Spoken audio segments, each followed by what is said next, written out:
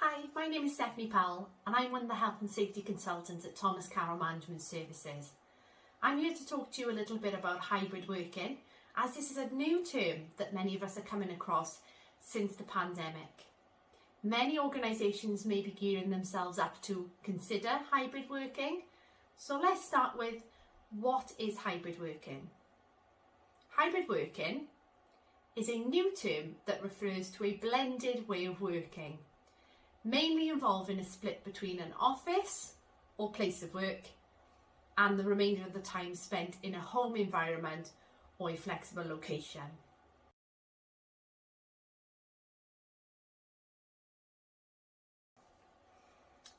An organisation should consider which form of hybrid working works best for them. And there are different types of hybrid working, such as remote first. That's where a business can fully operate remotely, but it does retain an office space. There's also an office occasional form of hybrid working, where the office space is retained and the business expects for people to work from the office for part of the working week. And this can be for solo work or collaborative work, such as team meetings. The final hybrid model would be office only, and this is where an organisation would expect people to work from the office as their main place of work, but would allow some people to work from home or work remotely.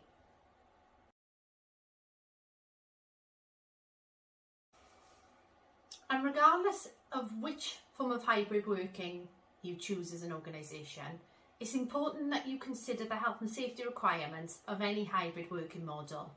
And this will include looking at three things: physical safety, physical health, and mental health. So let's start with physical safety. The equipment that is provided for people to work remotely or to work from home must be kept and maintained in a safe condition.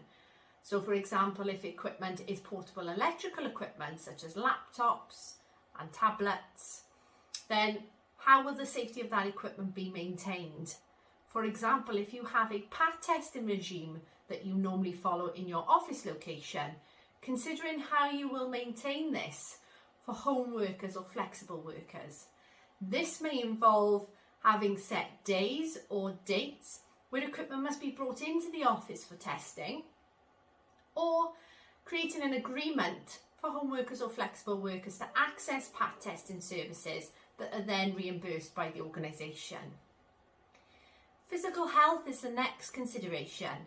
This includes things like lone working and ensuring that there's adequate communication with lone workers and ensuring that there are adequate risk assessments in place. We also have display screen equipment and the risks to physical health from a musculoskeletal disorder perspective.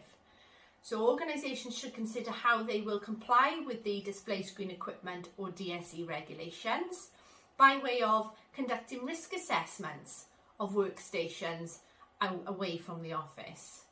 Consider how appropriate equipment will be provided to ensure that people can work ergonomically and with good posture, and making sure that there are adequately trained individuals within the organisation to make sure that those home environments are being assessed appropriately.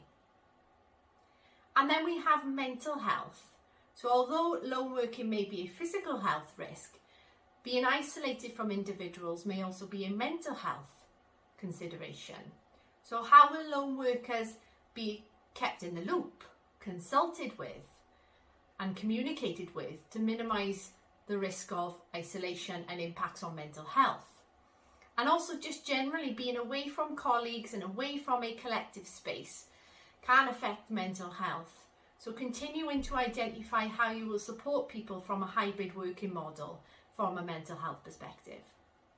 So businesses need to be consulting with their staff, identifying what options of hybrid working would be applicable to them, and ensuring that they have adequate risk assessments in place, because although we are seemingly coming out of a pandemic, there are still COVID considerations and precautions that will be needed in order to return to the work environment, and also to allay any concerns around the spread of the virus if people are returning to the workplace.